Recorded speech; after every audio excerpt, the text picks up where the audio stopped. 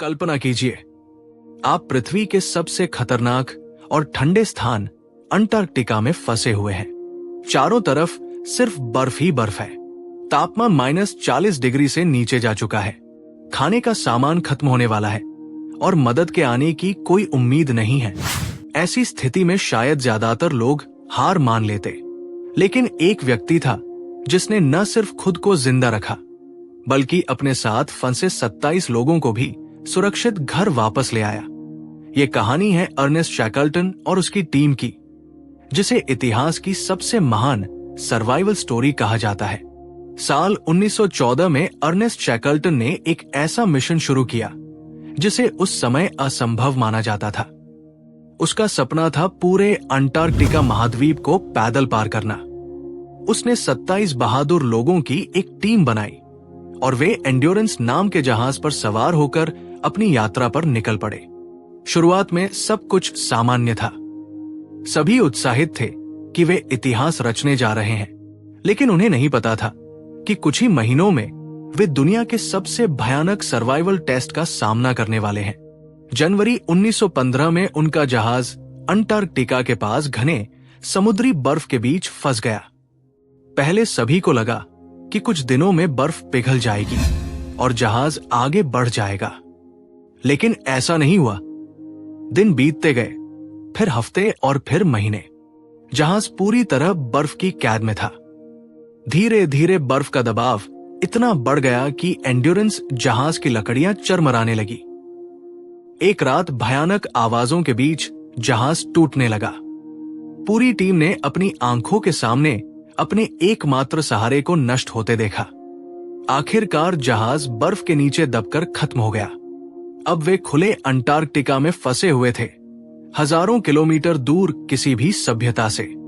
अब उनके सामने सबसे बड़ा सवाल था, जिंदा कैसे रहें? उन्होंने बर्फ पर अस्थायी कैंप बनाए, खाने के लिए सील और पेंगुइन का शिकार किया। हर दिन तेज बर्फीली हवाएं उनके शरीर को चीर देती थी। रातें इतनी ठंडी होती थी कि सोना भी एक चुनौती बन जाता था।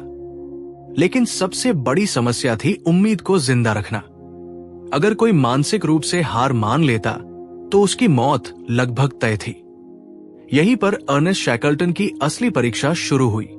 उसने अपनी टीम को टूटने नहीं दिया। वो हर व्यक्ति से बात करता, उनका मनोबल बढ़ाता और हमेशा कहता कि हम सब घर वापस जाएंगे। उसने टीम में किसी को भी निराश नहीं होने दिया। वो खुद सबसे कठिन काम करता ताकि बाकी लोग प्रेरित रहें।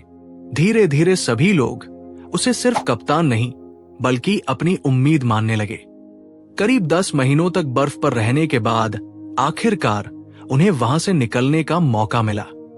बर्फ टूटने लगी थी और अब उनके पास केवल 3 छोटी लाइफ बोट्स बची थी। उन्होंने समुद्र में उतरने का फैसला किया। यह फैसला बेहद खतरनाक था, क्योंकि अंटार्कटिका का समुद्र दुनिया के सबसे खतरनाक समुद्रों में से एक माना जाता है। विशाल लहरें, बर्फीले तूफान और मौत का हर पल खतरा। लेकिन उनके पास कोई दूसरा विकल्प नहीं था। कई दिनों तक समुद्र से लड़ने के बाद वे एलिफेंट आइलैंड नाम के एक सुनसान द्वीप पर पहुंचे। पहली बार वे ठोस जमीन पर खड़े थे, लेकिन समस्या अभी खत्म नहीं हुई थी। यह द्वीप इतना दूर था कि यहां कोई जहाज नहीं आता था। अगर मदद नहीं मिली तो वे यहीं मर जाते। तब शैकल्टन ने एक ऐसा फैसला लिया जिसने उसे इतिहास में अमर बना दिया।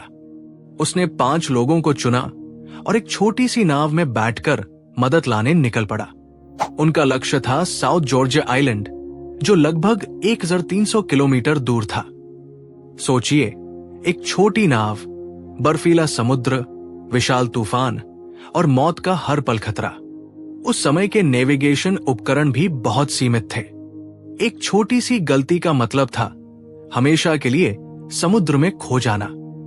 16 दिनों तक लगातार तूफानों और ऊंची लहरों से लड़ने के बाद वे साउथ जॉर्जिया आइलैंड पहुंच गए। लेकिन उनकी मुश्किलें खत्म नहीं हुई थी। वे द्वीप के गलत हिस्से में पहुंचे थे। अब उन्हें बर्फीले पहाड़ों और ग्लेशियरों को पार करके दूसरी तरफ जाना था। यह रास्ता पहले कभी किसी इंसान ने तय नहीं किया था। 3 दिनों तक लगातार चलते रहने के बाद वे आखिरकार एक वेलिंग स्टेशन तक पहुंचे, जहां से उन्हें मदद मिली। लेकिन शैकल्टन का मिशन अभी पूरा नहीं हुआ था। उसकी पूरी टीम अभी भी एलिफेंट आइलैंड पर फंसी हुई थी। उसने कई बार बचाव अभियान चलाने की कोशिश की, लेकिन खराब मौसम और बर्फ के कारण हर बार असफल रहा। फिर आखिरकार 30 अगस्त 1916 को वो एक जहाज लेकर एलिफेंट आइलैंड पहुंचा।